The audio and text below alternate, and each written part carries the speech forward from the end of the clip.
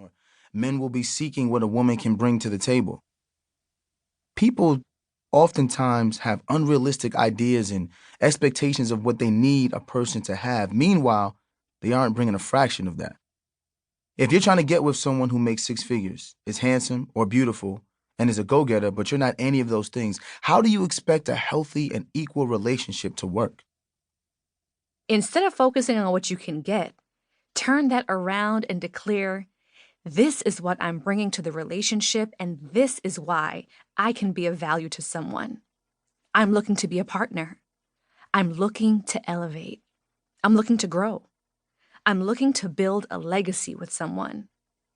These are the goals you need to focus on if you want to grow or rebuild your relationship.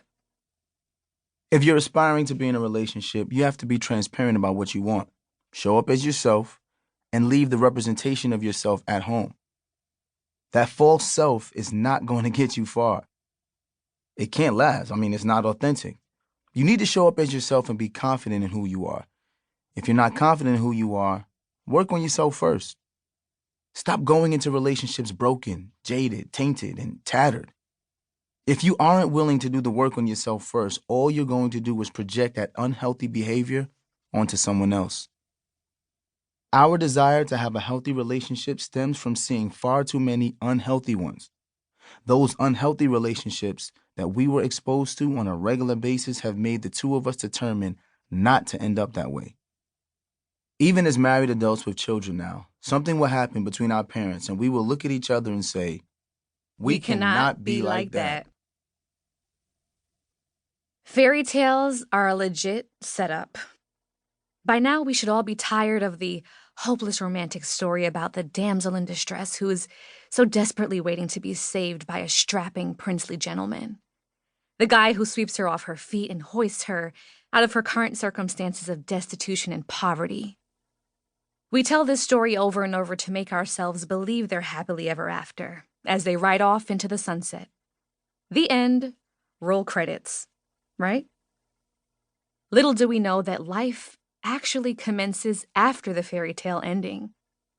This was a surefire way to set us up for failure when it came to marriage and relationships.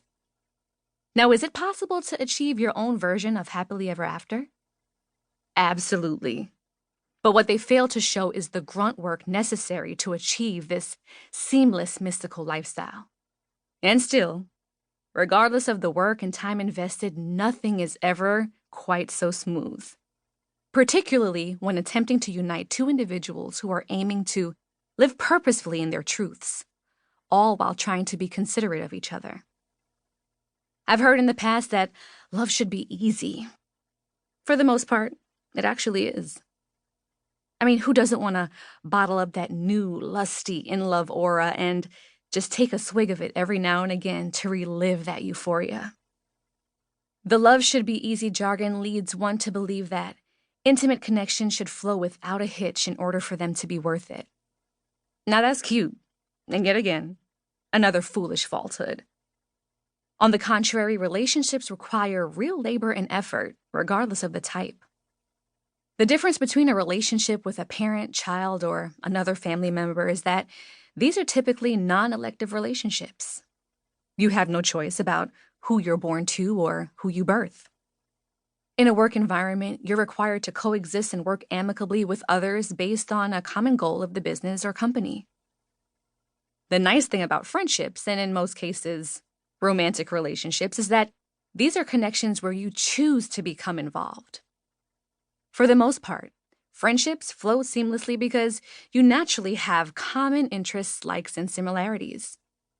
It's truly a beautiful occurrence when someone's energy is enough to make you want to be around them frequently. Now throw a little razzle-dazzle, attraction, and lust into that mixing bowl, and you have some batter that's good enough to make anyone want to lick that bowl. And in spite of that, it's only the beginning. I admire people who know off the bat that they're just not relationship or marriage material. It really takes a noble person who is self-aware enough to know that they are not equipped to coexist with another human being. If more people were honest about that, it would save so much heartache and confusion because you're not entering into a space where